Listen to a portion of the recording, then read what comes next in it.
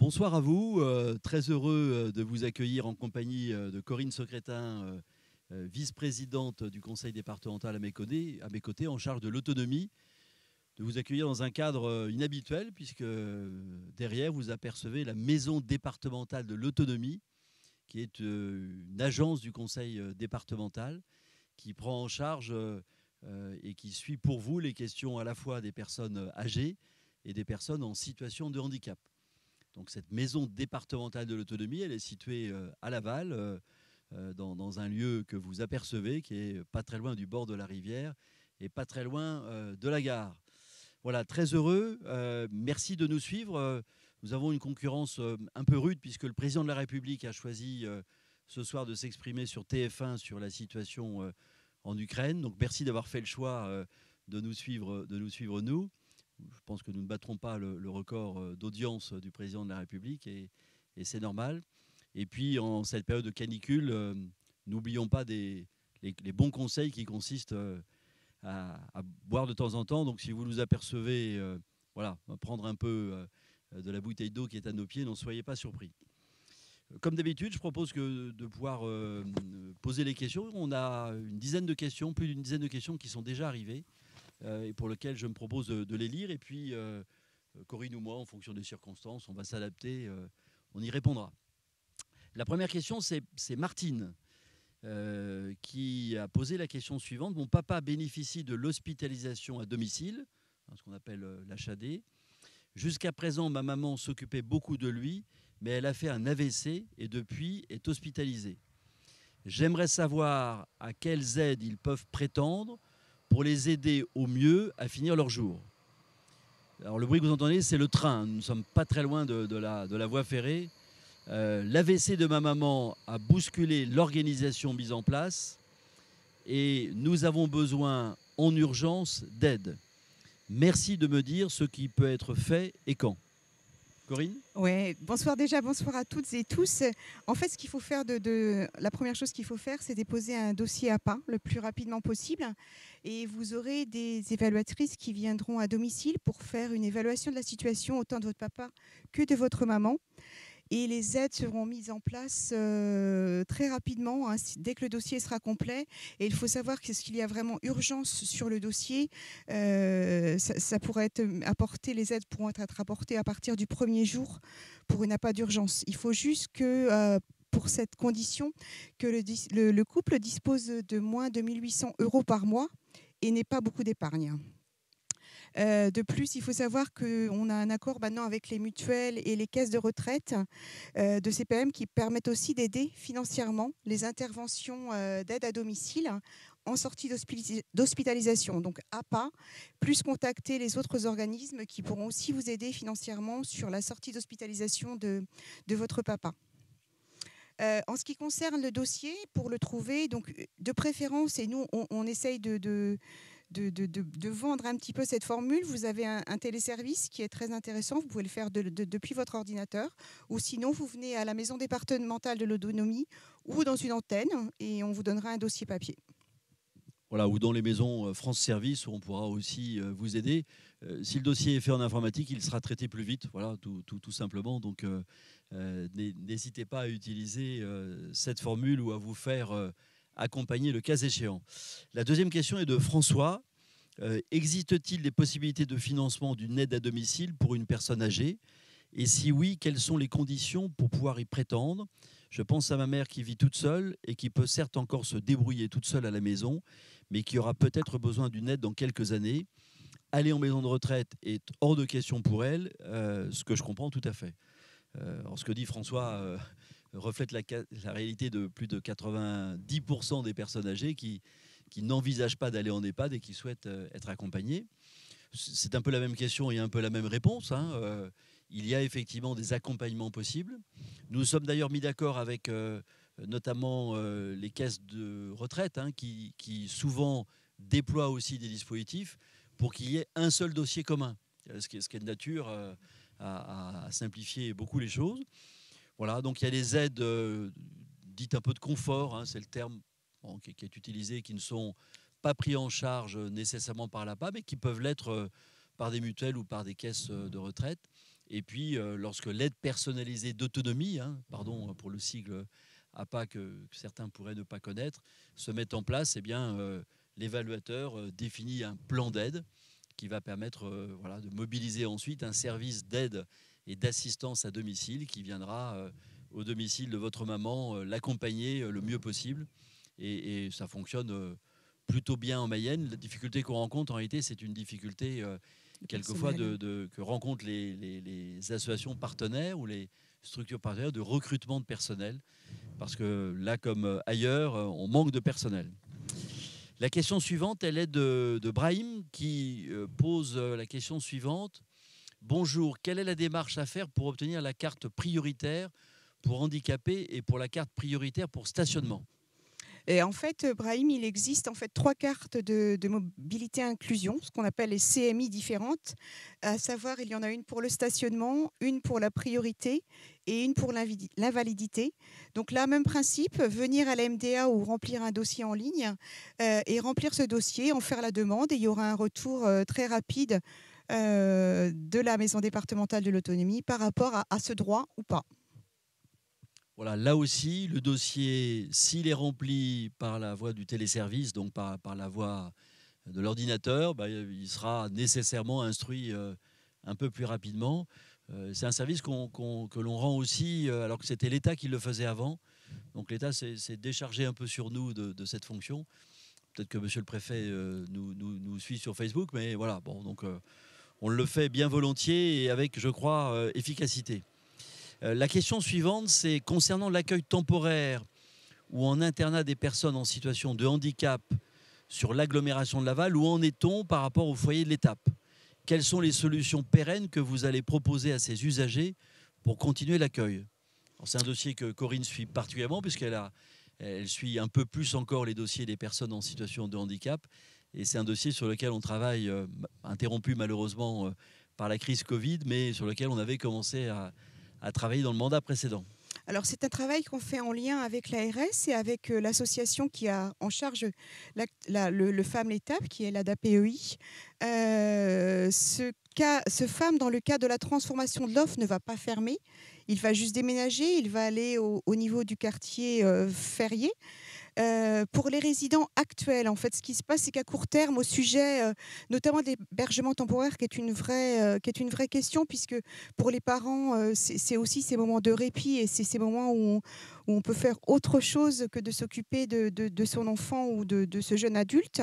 Donc pendant la période transitoire, c'est-à-dire avant le déménagement férié, les conditions restent les mêmes, il n'y a pas vraiment de changement.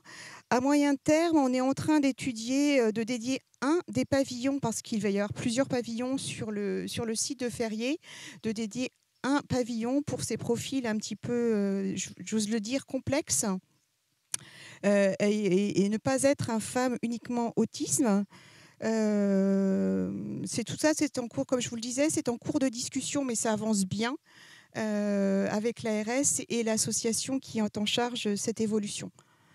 Donc c'est vrai que pour l'instant, il ne va pas y avoir de changement, il n'y a pas d'inquiétude. On va continuer à accueillir les personnes en accueil temporaire. L'évolution va se faire, mais c'est vrai que ça prend un peu de temps. Oui, ça prend du temps parce qu'on est 2 acteurs et puis c'est normal, il faut prendre le temps aussi avec les familles qui sont et qui seront associées. Mais avec l'ADAPEI 53, les relations de grande qualité existent et ce projet permettra d'avoir voilà, des lieux de qualité, parce que pour avoir visité le FAM l'étape, c'est quand même pas terrible, quoi. Voilà. Donc je pense que les personnes qui sont en situation de handicap méritent des locaux un peu plus adaptés. Ouais, puis là le terrain, enfin je veux dire, ça avance. C'est vrai que ça n'avance jamais assez vite pour les familles et je l'entends, mais là le terrain est trouvé. Il faut juste, voilà, le projet est en route. Question suivante de Sophie. Monsieur le Président, ma mère a près de 80 ans et souhaite rester à son domicile, mais son logement n'est plus totalement adapté. Elle ne peut pas se doucher seule et commence de plus en plus à avoir besoin d'aide pour les tâches tous les jours. Pouvez-vous les aider? La réponse est oui. Elle est de 2 ordres, la réponse. La première réponse, c'est l'APA, sur lequel je crois on a déjà eu l'occasion d'intervenir. Mais peut-être que la deuxième réponse tu peux l'expliquer, notamment le soutien aux Ouais, travaux. le deuxième point de réponse, c'est avec le plan Mayennais, en fait, c'est le soutien à l'aménagement pour, par exemple, une salle de bain. C'est-à-dire que si la personne a une baignoire et la mise en place d'une douche, donc on a un soutien financier du département. Il y a une ergothérapeute qui se déplace chez la personne et qui regarde ce qu'il faut faire. Alors ça peut être un aménagement de baignoire, mais ça peut être aussi des volets électriques, ça peut être la mise en place d'une rampe qui permet aussi de rester à domicile. Et surtout, ce qui est important, notamment quand on parle de personnes âgées à domicile, surtout, c'est d'éviter les chutes. Et tout ça permet en effet d'avoir un logement plus adapté et de pouvoir y rester plus souvent. Donc d'un côté, l'APA, qui permet là d'avoir un soutien, on va dire, de personnes qui viennent vous aider. Et puis l'autre mesure du plan Mayennais qui là permet des aides matérielles en termes d'aménagement. Voilà, ces aides, elles sont mises en œuvre et financées par l'ANA lorsqu'il s'agit de personnes qui ont des très faibles ressources. Et nous avons mis en place ce dispositif, effectivement, qui est aussi sous condition de ressources, mais avec des plafonds beaucoup plus importants qui permettent à peu près à 3/4 des Mayennais de pouvoir en bénéficier. Et tous les mois, à la commission permanente qui décide de ces dossiers, on a une bonne dizaine de dossiers. Au moins, ouais, je dirais au moins. Et on a dû aider 200 à 300 familles depuis que ce système est en place. Donc aucune difficulté. La question suivante, elle est de Christophe. Des enquêtes sont-elles menées dans le département pour contrôler la gestion des EHPAD et éviter un scandale comme celui d'Orpea? Avons-nous des EHPAD Orpea en Mayenne? Combien d'EHPAD ont été contrôlés en Mayenne? Alors, peut-être pour une première partie, je te laisserai compléter. Il n'y a pas d'Orpea en Mayenne. On a, sur la soixantaine d'EHPAD en Mayenne, on a 3 EHPAD privés lucratifs, pour employer la terminologie, 2 du groupe Corian, un situé à Bonchamp et un situé sur la commune de l'Huisserie. Et on a sur la commune de Laval un qui appartient au groupe Domusvie. Voilà. Sinon, les autres EHPAD en Mayenne sont des EHPAD soit publics, soit privés, mais privés associatifs. En ce qui concerne les contrôles, c'est l'ARS qui les déclenche parce qu'elle a la compétence médicale que nous n'avons pas en la circonstance. Et c'est vrai que l'ARS a été beaucoup mobilisée par des questions de Covid et a déclenché, je crois, assez peu de contrôles. En tout cas, lorsqu'il y en a, on y est associé et on regarde, nous, la partie qui nous concerne, qui sont plutôt des parties liées à l'hébergement. Mais vous savez, dans mes responsabilités nationales, puisque j'ai la responsabilité au niveau national de la question du grand âge au sein de l'Assemblée des départements de France, j'ai eu l'occasion, toute transparence, de rencontrer M. Castanet. Je ne suis pas sûr qu'un contrôle en Mayenne nous aurait permis de détecter de telles fraudes. Parce que dans des groupes nationaux, privés, où la comptabilité est nationale, je ne suis pas sûr qu'on aurait eu les moyens, y compris techniques, d'identifier ces fraudes. Mais ce qui est certain, c'est qu'il faut davantage contrôler les EHPAD parce que c'est de l'argent public. Et nous considérons, nous, dans l'organisation qui doit évoluer et pour lequel il y a des discussions, y compris au niveau national, que les départements sont les acteurs de proximité qui doivent être ceux qui sont les commandants de bord dans la gestion du grand âge, que ce soit le domicile ou que ce soit l'établissement, et qu'il faut que l'État soit dans son rôle de contrôle, comme il l'est en matière fiscale, par exemple, et qu'il contrôle les EHPAD nous paraît essentiel et indispensable. Je vais juste rajouter un point, parce que le président en a dit beaucoup, mais moi je pense qu'il y a aussi quelque chose qui est très important, c'est le conseil de vie sociale. Au sein de chaque établissement, comme il peut y avoir dans les collèges, enfin dans plusieurs lieux, il y a un conseil de vie sociale. Et là, c'est vrai que ça permet aussi aux familles, alors après, l'implication, elle n'est pas non plus énorme, ce n'est pas non plus des réunions qui sont trop fréquentes, mais ça permet aussi de rencontrer le personnel un peu plus dans un autre lieu que quand on les croise dans les couloirs ou quand on discute avec eux en chambre. Ça permet de travailler aussi, d'écouter le projet d'établissement, d'avoir des échanges, et c'est aussi un lieu où on peut dire les choses.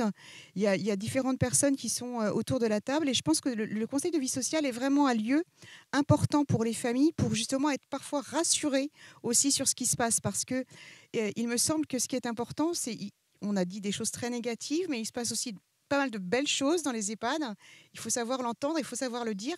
Un peu de positif, ça fait du bien. Très bien. Autre question très positive. Florence, Maxime Sorel est un jeune skipper très sympathique, mais comment peut-on investir une telle somme dans un partenariat à l'heure où nous avons de vrais sujets sensibles sur l'autonomie et besoin de davantage de budget? Alors, je voudrais rassurer Florence, l'un n'empêche pas l'autre, heureusement, et les ordres de grandeur ne sont pas les mêmes. Sinon, il faudrait aussi que nous arrêtions le soutien à toutes les associations sportives départementales ou le soutien à tous les acteurs culturels. Nous avons des budgets plus importants, beaucoup plus importants de soutien du sport ou de soutien des actions culturelles, pour ne prendre que ces deux actions, que le soutien auprès de Maxime Sorel, qui, je le rappelle, est le parrain national de vaincre la mucoviscidose, ce qui n'est quand même pas anodin dans notre approche. Je rappelle que le budget que l'on affecte à la promotion de la marque Mayenne, de notre territoire, de cette marque que l'on veut voir prospérer parce que c'est l'image de notre département, c'est 400 000 € par an. C'est beaucoup d'argent. Mais ce qu'on consacre à l'autonomie, c'est, vous savez combien? 100 millions. Vous avez entendu? 100 millions par an. Donc ne comparons pas 400 000 € et 100 millions par an. Et le budget de l'autonomie, il a progressé de 6% cette année. Voilà, donc de plusieurs millions d'euros. Donc que Florence se rassure, la priorité, c'est l'émission du conseil départemental. Rien ne nous fera dévier de cet axe. Et de grâce, pas de mauvaise polémique sur Maxime Sorel, ça n'a pas de sens. C'est une opération qui consiste à faire de la communication. Et vous le voyez bien, tout le monde fait de la communication et c'est nécessaire quand on veut continuer à ce qu'un territoire soit dynamique. Sébastien, mon père âgé de 81 ans, n'est plus en mesure de vivre seul. Il bénéficiait de l'APA, mais j'ai fait le choix de l'héberger chez moi en Ille-et-Vilaine et non plus en Mayenne. Pourra-t-il continuer à bénéficier de l'APA malgré ce changement ? Oui, sans problème, sans problème. C'est nos équipes qui vont se charger de faire passer le dossier de votre papa de la Mayenne vers l'Ille-et-Vilaine. Et pour éviter qu'il y ait des ruptures de prise en charge, en fait, parce que ce qui est important, enfin, c'est cette continuité.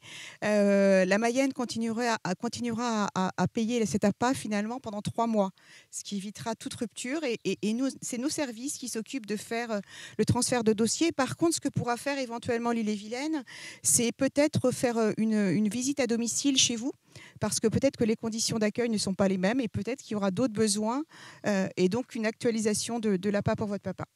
Oui, peut-être des aménagements potentiels du logement, le cas échéant. Pas de plan mayennais en Ille-et-Vilaine, il me semble. Il n'y a pas de plan mayennais, mais peut-être Ille-et-Vilaine, peut-être, je ne sais pas comment on lit à circonstance. Le département d'Ille-et-Vilaine est un département qui est très actif aussi, et j'en profite pour saluer mon collègue d'Ille-et-Vilaine que je croise régulièrement et avec qui j'entretiens les meilleures relations. Voilà, question de Patrick. Vers qui je peux me tourner pour demander une installation d'un système de téléassistance ? Voilà, il y a pléthore de solutions. Hein. Il y a pas mal de. C'est pas le département. Non, c'est pas du tout le département. C'est pas le département, mais la question est c'est bien d'être posée. Je t'interromps, mais il y a des départements qui le font.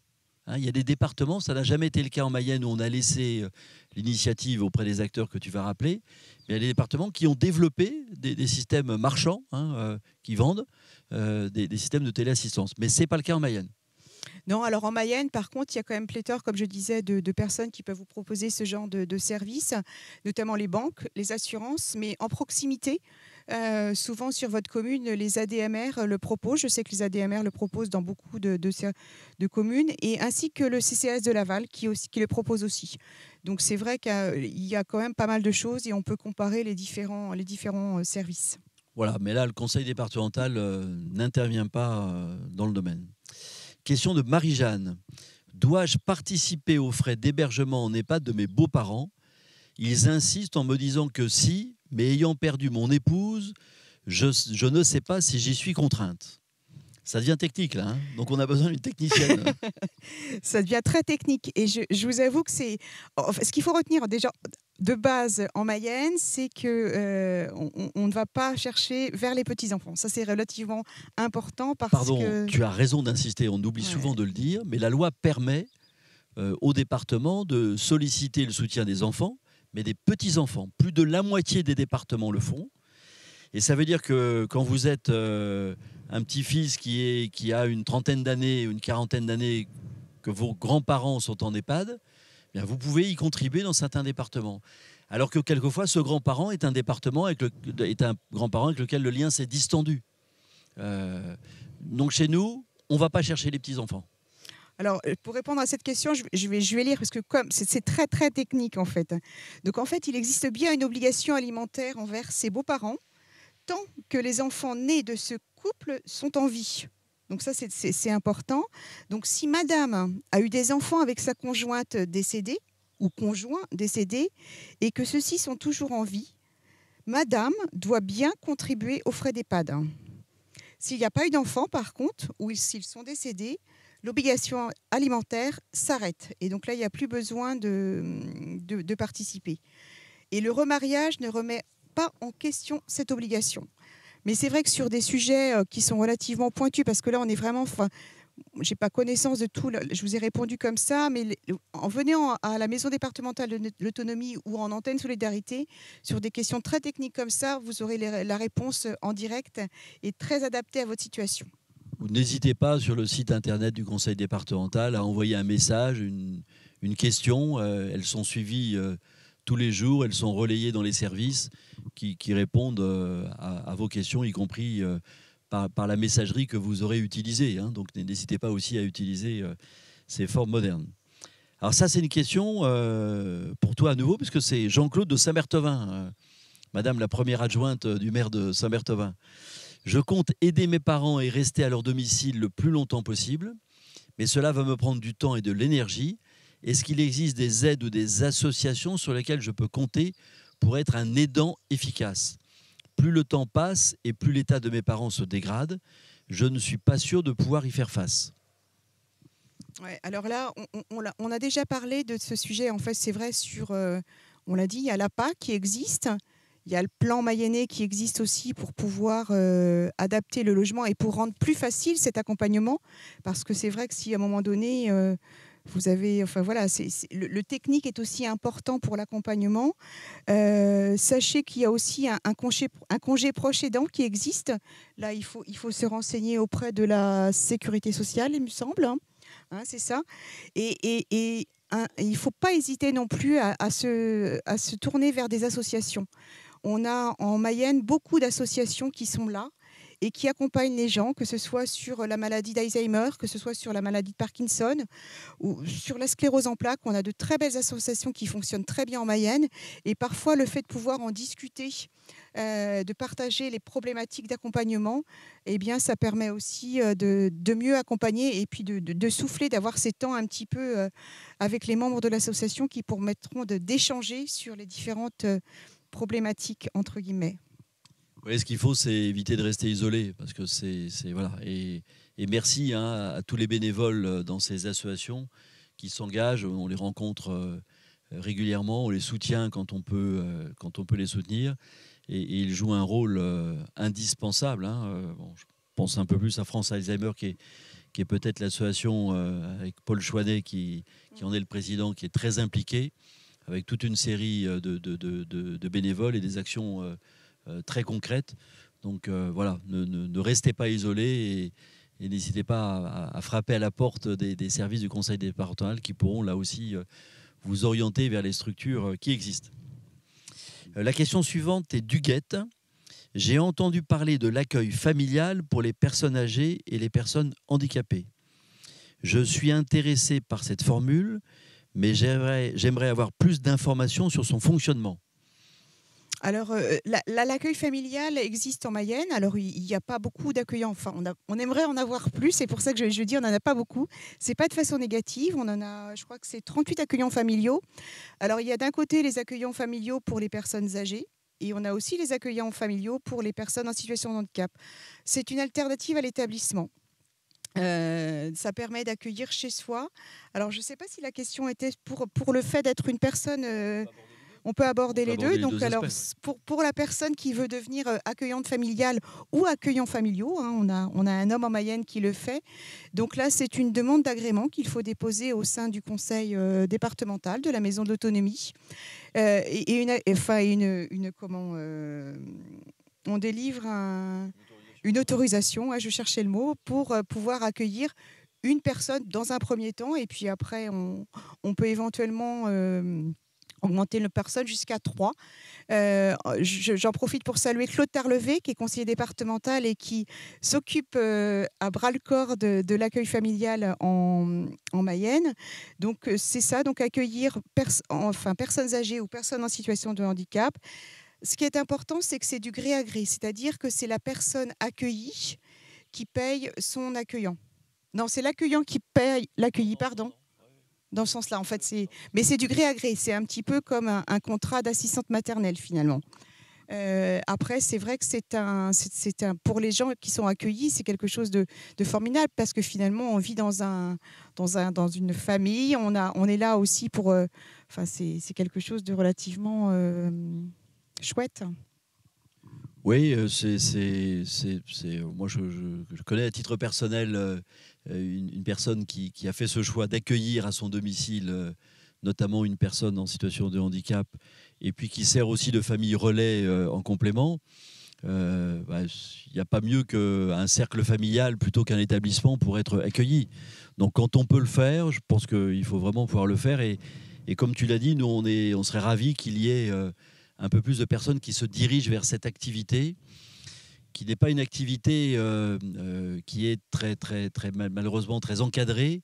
Et notamment, on aimerait bien expérimenter en Mayenne le fait que ces personnes puissent être salariées, ce qui donnerait un confort supplémentaire à ceux qui veulent se lancer dans ce métier. Ce n'est pas le cas aujourd'hui, mais si certains d'entre vous sont intéressés, n'hésitez pas à frapper à la porte du conseil départemental. Et si à l'inverse, vous souhaitez qu'un de vos proches puisse bénéficier de ce service, là aussi, c'est tout à fait possible. Et on a d'ailleurs mis en place, c'était dans le cadre du plan mayennais, on avait d'ailleurs mis en place pour que ces personnes soient moins isolées, les personnes qui font ce travail, ces 38 personnes qui font ce travail aujourd'hui, on a fait en sorte qu'elles aient chacune un lien avec un établissement, soit EHPAD, soit un établissement médico-social qui s'occupe de personnes en situation de handicap, pour qu'elles soient moins isolées, et on finance quelques heures par mois pour que quelqu'un dans un EHPAD puisse faire le lien avec cette famille accueillie, ce qui permet d'exercer ce métier d'une façon moins isolée. Voilà. Et si on peut revenir sur la question précédente, le monsieur qui demandait comment est-ce que je peux être aidé ou ça, ces familles accueillent aussi de façon temporaire. Donc, c'est-à-dire qu'à un moment donné, il peut y avoir, si le monsieur a besoin de partir en vacances, par exemple, ou besoin de répit, de repos, les familles d'accueil sont aussi là pour ça, c'est-à-dire faire de l'accueil temporaire. Et je pense qu'il faut aussi qu'on y pense, parce que c'est aussi un lieu de répit, les familles d'accueil. Dernière question, elle est d'Isabelle, et c'est Corinne qui va à nouveau y répondre. Et merci Corinne de ton implication à nouveau, et tout le monde peut voir la parfaite connaissance de Corinne, et j'en profite aussi pour remercier tous les services du conseil départemental. La maison départementale de l'autonomie, c'est Paul Le Calanec qui en est le directeur, qui en assume la direction, et il y a 115 personnes à y travailler. Donc, ce n'est pas un petit service du conseil départemental, c'est une grande direction du conseil départemental. Et donc, les dossiers des personnes âgées et des personnes en situation de handicap sont traités ici, et puis aussi avec des personnes présentes sur le terrain, bien évidemment. Tout le monde n'est pas dans les bureaux en permanence. Isabelle, donc, mon enfant est en situation de handicap mental et physique. Il n'est pas autonome et est en incapacité d'avoir une activité professionnelle. Il va avoir 20 ans l'année prochaine. Quelles sont les structures d'accueil possibles en Mayenne ? Alors, pour les structures d'accueil d'une personne qui ne peut pas travailler, donc il existe 3 solutions. Tout d'abord, le foyer de vie. Mais là, il ne faut pas que votre enfant ait besoin de soins, qu'il ait une relative autonomie. Un cran au-dessus, on va dire, c'est le foyer d'accueil médicalisé. Donc là, c'est une structure qui est co-organisée avec le département et l'ARS, où on a quand même, les personnes ont besoin de soins, mais ont quand même une autonomie qui est relative. Et l'étape du dessus, c'est la masse. Donc là, c'est vraiment la maison d'accueil spécialisée. Là, on est sur un profil de personnes très dépendantes qui a majoritairement besoin de soins. Mais comme je l'ai dit tout à l'heure, ce que je vous conseille, on a un service accompagnement qui existe sur les personnes en situation de handicap sur la maison départementale de l'autonomie. N'hésitez pas à prendre contact avec nous. On se déplace sur le territoire, donc je ne sais pas d'où vous êtes, Isabelle, mais n'hésitez pas à prendre contact et on sera là vraiment pour vous accompagner. C'est vraiment notre rôle. La maison départementale est là pour ça, donc téléphone ou mail, mais n'hésitez pas. Voilà, et rencontre, bien évidemment. Voilà, c'était la dernière question. Il est 20h30. On avait prévu que, comme d'habitude, ce Facebook Live Riche Fou en direct, puisque c'est son nom, se termine à 20h30. Merci d'avoir concurrencé TF1 et l'accueil du président de la République. Rendez-vous à la rentrée de septembre. Hein, on va faire la pause d'été habituelle, estivale. Donc n'oubliez pas, en ces périodes de canicule, nous sommes en zone orange, mais on pourrait l'être en zone rouge dans les jours qui viennent. Voilà, de penser à aérer les pièces, de penser à boire de l'eau, bien évidemment, et de prendre soin de vous. Et puis, merci à tous les aidants, merci à tous les personnels hein, dans les EHPAD, tous ceux qui sont dans les services d'aide à domicile. J'étais cet après-midi à l'Assemblée générale d'un des acteurs importants dans l'agglomération lavalloise des services d'aide et d'accompagnement à domicile.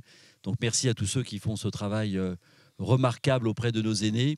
C'est un métier, des métiers qui doivent être davantage soutenus. Ils ont été revalorisés. Le conseil départemental, d'ailleurs, y a contribué. Nous avons voté 2 millions d'euros supplémentaires de dépenses. Je le dis pour Florence qui s'interrogeait tout à l'heure. 2 millions d'euros de plus qu'a voté le conseil départemental pour améliorer les conditions de rémunération des services d'aide et d'accompagnement à domicile. Nous allons rajouter quelques dizaines de millions d'euros pour les services qui dépendent des CCAS, qui vont pouvoir bénéficier de ce même accompagnement d'amélioration des rémunérations. Nous travaillons sur la mise à disposition dans le domaine de véhicules électriques, parce qu'on est attentif à la planète, qui pourrait être mis à disposition de tous ceux qui font ce formidable travail d'accompagnement à domicile. Donc vous le voyez, le département est pleinement mobilisé, que ce soit sur la question des personnes âgées ou que ce soit sur la question des personnes en situation de handicap. Je dirais même mieux, on souhaite être pas seulement impliqué, mais d'être encore un peu plus et peut-être décharger l'ARS de certaines de ses missions. En tout cas, on est prêt à s'engager avec Corinne et avec Aurélie, Aurélie Maillet qui est à tes côtés pour suivre un peu plus peut-être le dossier des personnes âgées en tant que vice-présidente de la commission.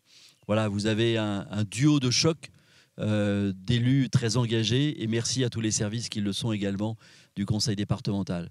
Voilà, prenez soin de vous, bonne soirée et à bientôt. Au revoir. Au revoir.